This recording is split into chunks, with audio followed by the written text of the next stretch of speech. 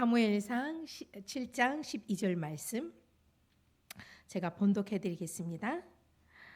사무엘이 돌을 취하여 미스바와 센 사이에 세워 이르되 여호와께서 여기까지 우리를 도우셨다 하고 그 이름을 에베네젤이라 하니라. 아멘. 오늘 에베네젤 하나님이라는 제목으로 은혜를 나누겠습니다.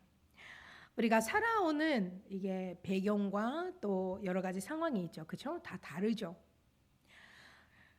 어떤 면에서 보면 인생의 여정이 다르다라는 말도 할 수 있습니다. 근데 한 가지 분명한 사실이 있습니다. 우리가 어떤 과거가 있든지 어떤 인생의 여정을 걸어왔든지 예수 그리스도를 만난 이후에 하나님의 자녀, 하나님의 백성이 된 이후에 한마디로 하나님께서 우리를 선택하고 불러주신 그 이후로 어떤 여정을 걸어왔던 상관없습니다. 중요한 것은 여호와께서 여기까지 우리를 도우셨다는 말씀입니다. 네, 그 어떤 상황 가운데 있어도 상관없이 그때도 지금도 그리고 앞으로도 여호와께서 우리와 함께 하실 거고 도와주실 것입니다. 그게 달라지지 않는 사실입니다. 그래서 여호와께서 여기까지 우리를 도우셨다. 에베네젤이죠. 그죠? 에베네젤, 히브리어로 에베네젤인데 하나님께서 여기까지 도우셨다라는 의미입니다. 그 고백 속에 사실은 회개가 들어있고 감사가 들어있고 또 여러 가지 은혜가 들어있고 회복의 메시지가 들어있습니다. 그 한마디에 이 말은 단지 과거에 그렇죠? 과거의 어떤 시점에서 끝나는 고백이 아닙니다. 현재도 이 고백이 나와야 되고 앞으로도 이 고백이 계속 되어져야 됩니다. 그래서 신약 성경을 보면 바울의 고백입니다. 고린도전서 15장 10절 말씀. 바울이 이렇게 고백합니다. 나의 나 된 것은 하나님의 은혜로다. 모든 것이 하나님의 은혜 속에 이루어집니다. 내가 이 자리에 있는 것도 하나님의 은혜고 여기까지 인도하신 분도 하나님이십니다.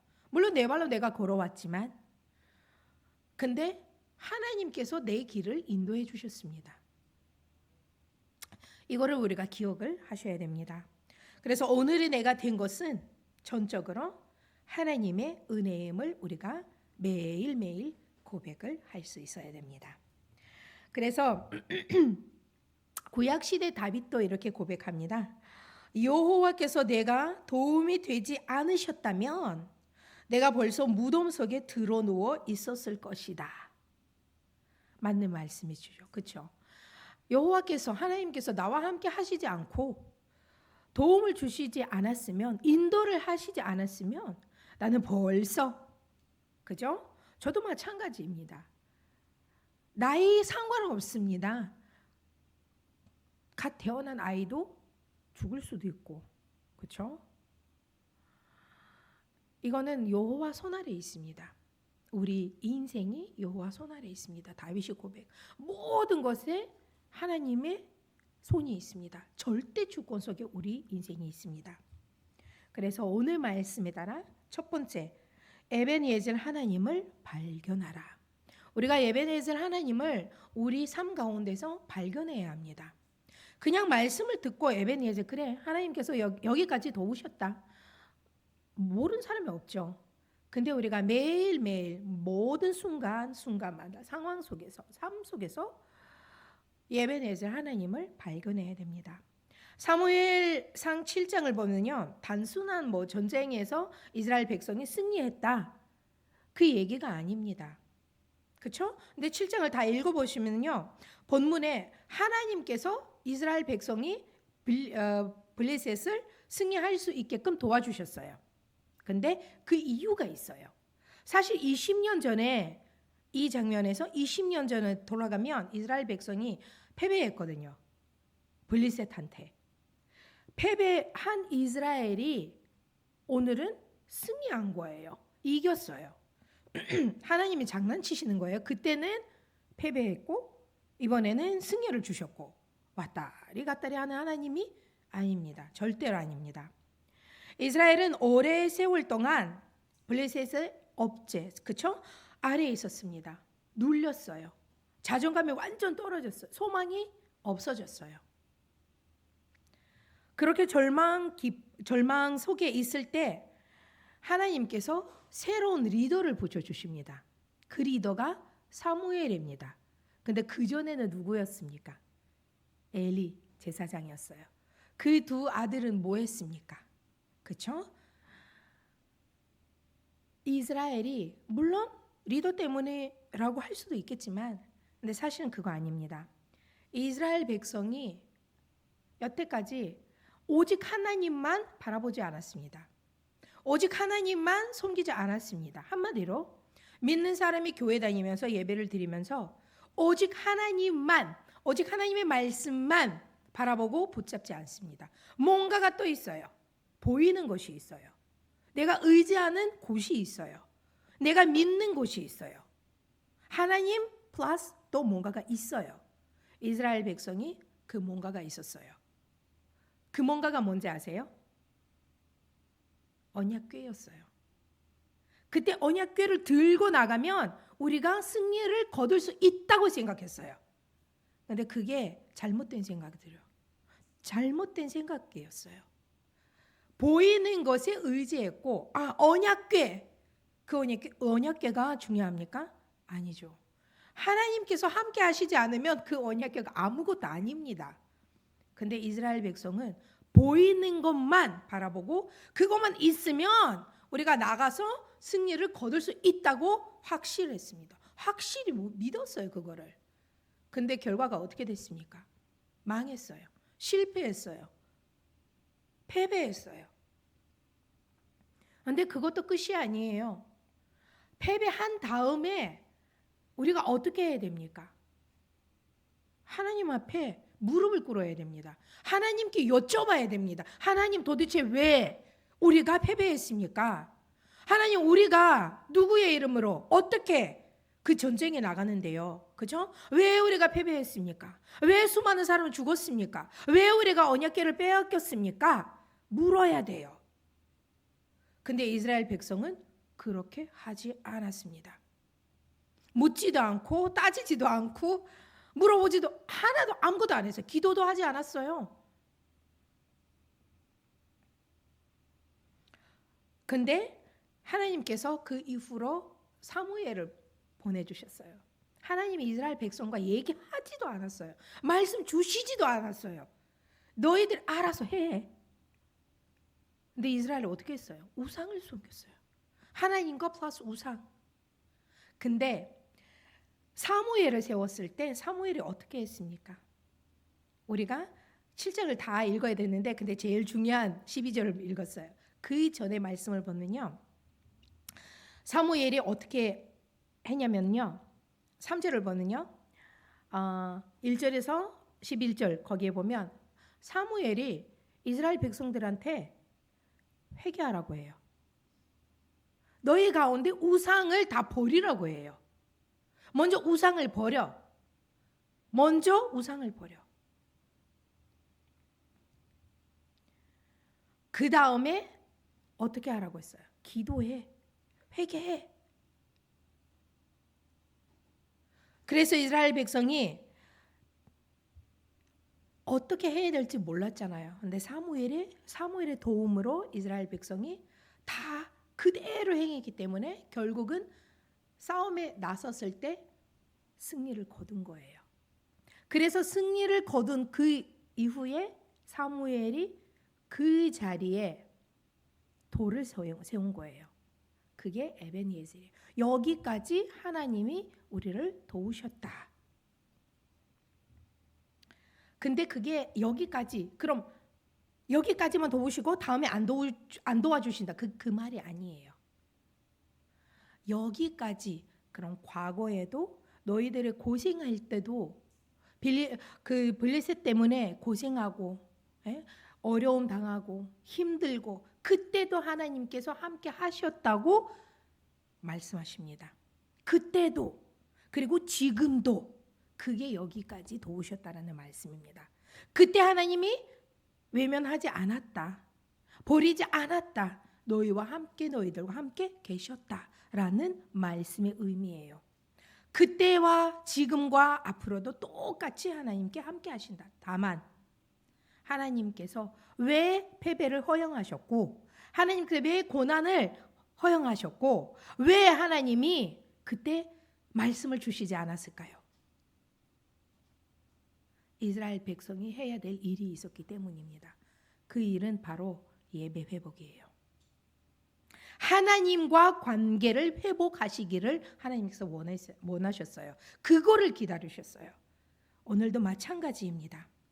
우리가 여러분 때로는 엄청 힘들 때가 있습니다. 그죠? 감기 걸려가지고 뭐 아픈 게 그거는 물론 힘들겠지만 근데 정말 너무 힘들 때가 있어요. 답답할 때도 있고 어떻게 해야 될지도 모르겠고 내 힘으로 어쩔 수 없는 상황 가운데 우리가 빠질 수도 있습니다. 믿는 사람이라서 어려움이 없는 것은 아니에요. 문제, 어려움, 질병 다 있어요. 다. 이 땅에 사는 동안에는 우리가 다 그런 것들을 겪을 수 있어요. 근데 그게 문제가 아니라 우리 삶 가운데 이 아픔 가운데 이 어려움 가운데 우리를 깨우시고 부르시는 에벤에zer 하나님이 계신다는 사실을 잊으시면 안 됩니다. 하나님께서 지금 이 순간에 원하시는 게 무엇입니까? 하나님과 바른 관계를 회복하시는 하는 것을 원하십니다. 이스라엘 백성도 마찬가지입니다. 하나님이 큰 거를 원하지 않습니다. 나와 관계를 회복해라.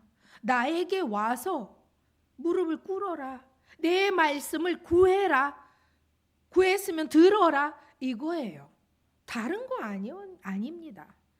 하나님과 관계 회복. 그래서 우리가 오늘 그 에벤에zer 하나님을 발견해야 돼요.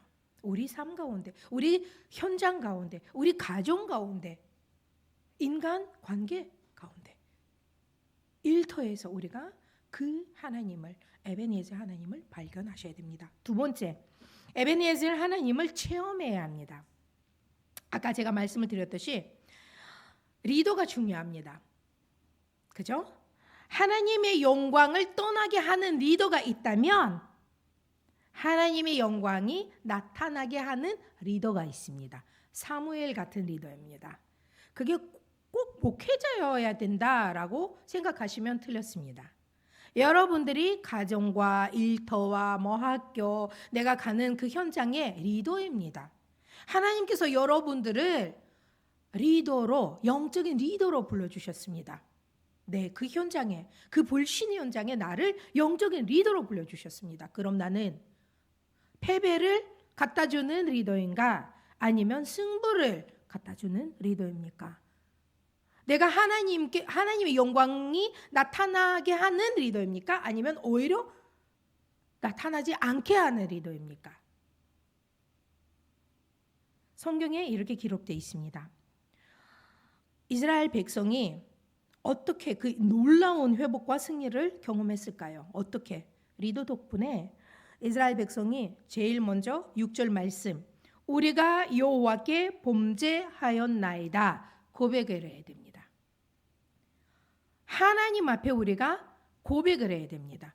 그게 한마디로 회개죠.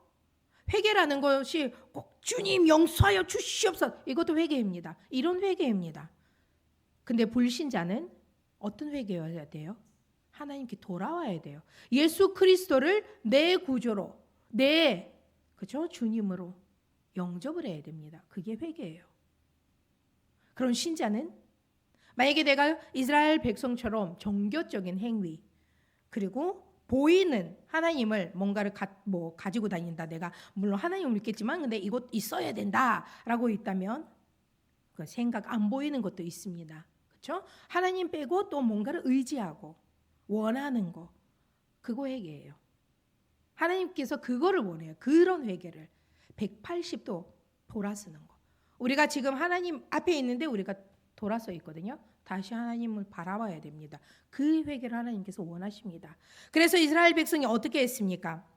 물을 길어가지고 쏟았어요. 그 뜻은 내 마음에 있는 거를 다 꺼낸다, 붓는다라는 하나님 앞에 뜻이에요. 그 행위를 한 거예요. 회개. 첫 번째 그게 회개예요. 우상 숭배를 놔두고 고백하고 마음을 다해 회개했습니다. 하나님 앞에. 그냥 단순히 입으로 아니라 정말 금식하면서 이스라엘 백성을 회개했습니다. 그리고 두 번째는 예배입니다. 헌신. 9절 앞부분 보면 온전한 번제를 여호와께 드리고, 사무엘이 여호와께 예배를 드렸어요.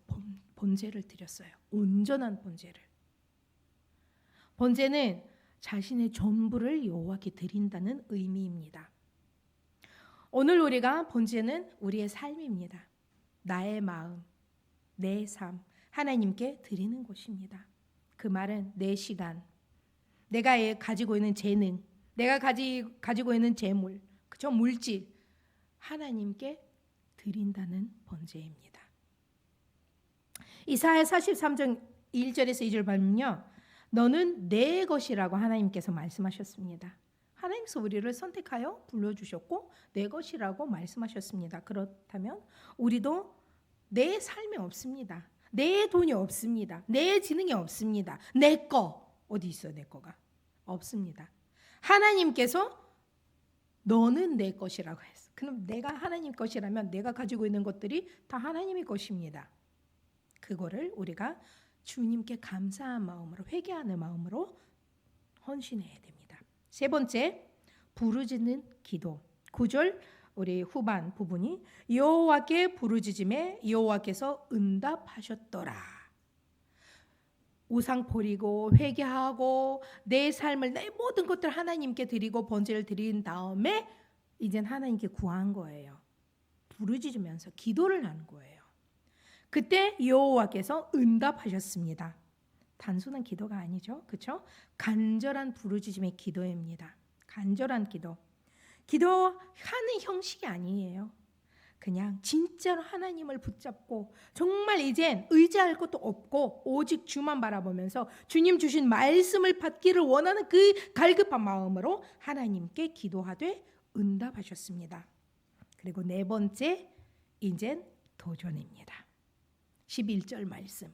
이젠 회개했고, 그렇죠? 번제를 드렸고, 기도를 했고, 이제 하나님이 응답을 하셨죠. 응답을 주셨는데 용서해 주셨고 어떻게 해야 됩니까? 도전해야 됩니다. 이제 행위로 보여주셔야 됩니다. 그게 이스라엘 사람들이 나아가 싸웠더라고 기록되어 있습니다. 이제서야 정신 차리고 싸웠어요. 절차가 있었어요. 먼저 하나님 앞에 하나님을 붙잡고 내 것을 버리고. 근데 싸우는데 사실은 블레셋이 도망쳤어요.